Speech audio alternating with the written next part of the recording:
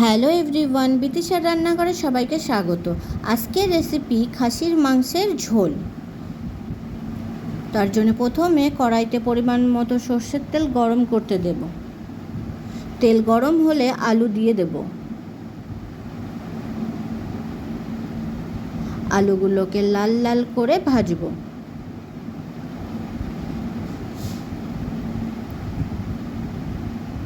লাল হলে তুলে নেব।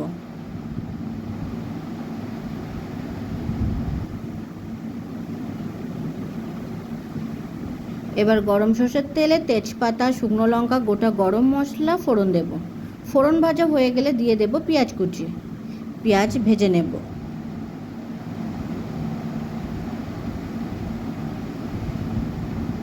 পেঁয়াজ হালকা সোনালি হওয়া পর্যন্ত ভাজব। ভাজা হলে দিয়ে দেব রসুন বাটা, আদা বাটা।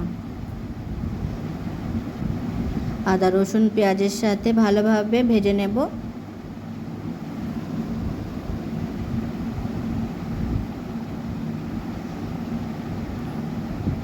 আদা রসুনের কাঁচা গন্ধ চলে গেলে দিয়ে দেব খাসির মাংস।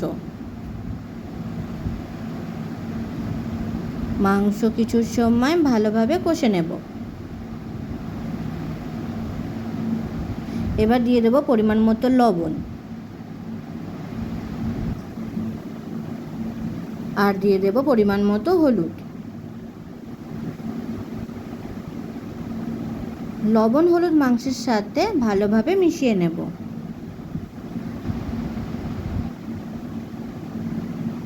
আর কিছু সময় কষবো।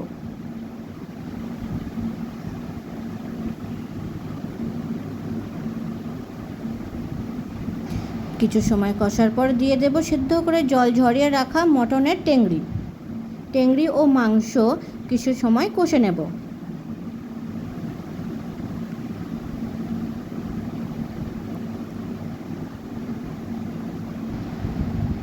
এরপর দিয়ে দেব বেশ কয়েকটা চেরা কাঁচা লঙ্কা।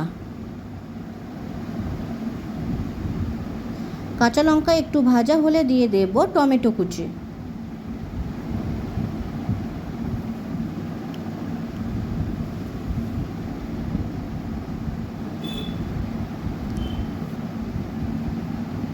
টমেটো সেদ্ধ হয়ে গেলে দিয়ে দেব 2 চামচ জিরে গুঁড়ো,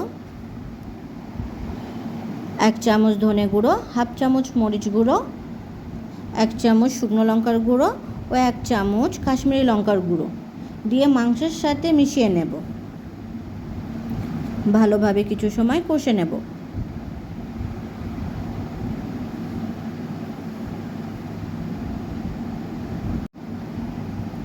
এরপর দেব কেটে ধুয়ে পরিষ্কার করে রাখা চুই ডাঁটা দিয়ে কিছু সময় কষে নেব।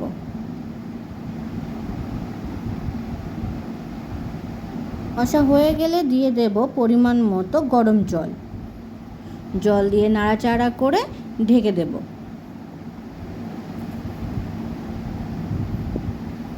কিছু সময় পরে ঢাকনা খুলে নাড়াচাড়া করে ভেজে রাখা আলু দিয়ে দেব।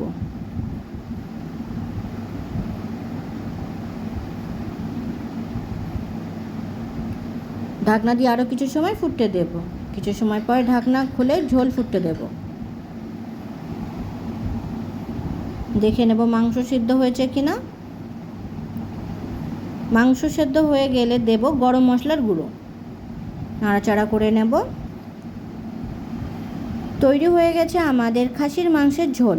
ভিডিওটি কেমন হয়েছে অবশ্যই কমেন্ট করে জানাবেন। আর ভিডিওটি যদি আপনাদের ভালো লেগে থাকে তাহলে চ্যানেলটিকে সাবস্ক্রাইব করে পাশে থাকবেন।